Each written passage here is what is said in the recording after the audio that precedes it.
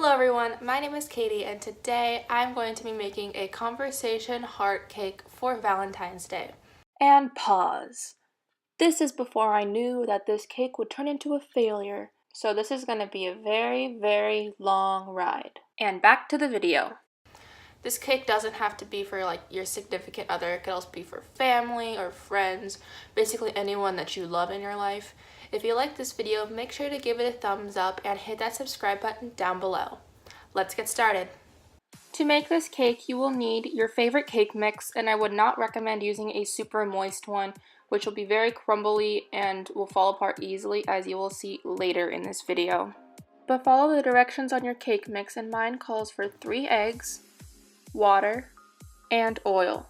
Preheat your oven to the desired temperature. Mine is 325 degrees Fahrenheit.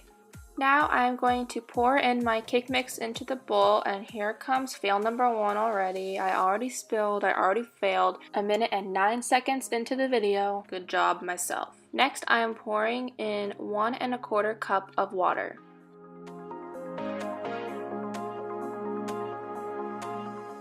Then I'm going to pour in 1/2 cup of oil.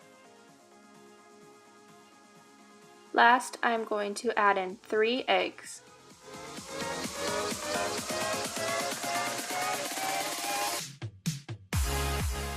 Stir until well combined. Now I'm going to take my cooking spray and spray it well over both of the pans.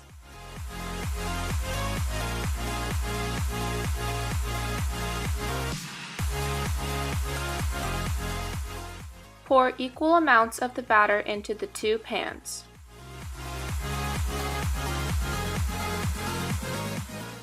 Place the pans into the oven and let them cook.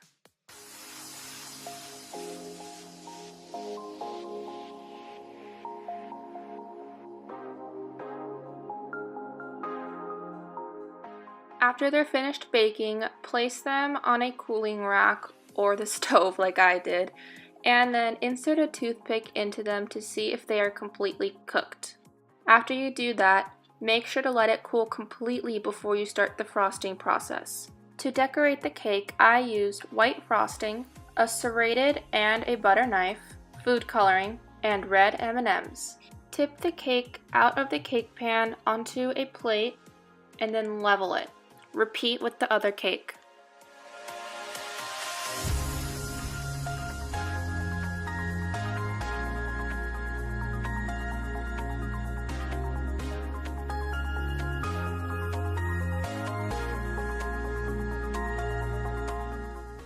Then carve the cake into a heart shape. You can use a template and print one off from Google, but I decided to hand carve it.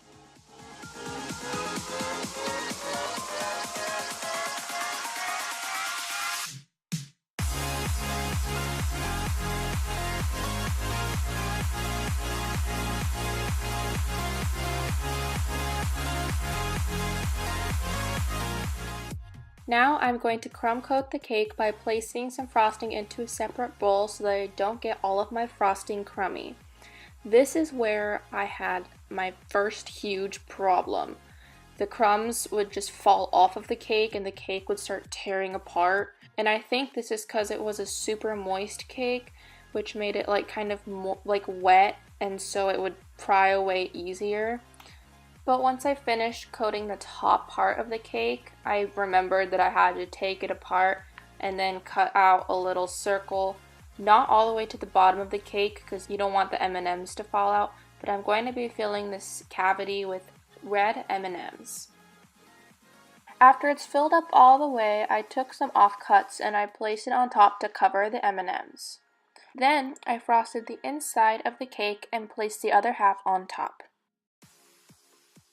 Since the whole frosting ordeal was not cooperating, I decided to try and put it in the fridge to see if that would help to solidify it.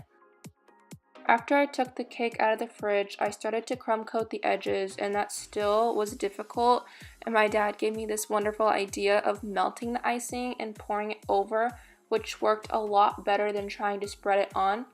So I took my pink food coloring, I colored the frosting, and I melted it in the microwave from 10 to 20 seconds. Then I just drizzled this pink frosting all over the cake, and unfortunately I did not have enough to cover the sides of the cake. I was only able to cover the top, but I fixed that problem later. Since I ran out of frosting, I decided to use red M&Ms to make the XOXO symbol, and unfortunately this made it too large, so I couldn't fit the whole XOXO, so I just had to do XOX. To fix the side issue I was talking about earlier, I decided to use some Oreos and place them around the edges to somewhat obscure and distract away from the fact that the white icing is a crumb coat. Here is my finished fail conversation heart cake. It isn't as bad as I thought it would be once I started crumb coating, but it doesn't look great either, and it's not as great as I thought it would turn out from the start.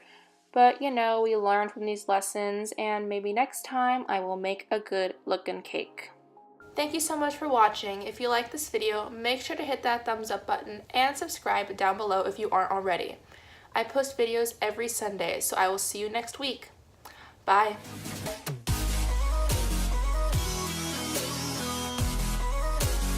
Want you to share.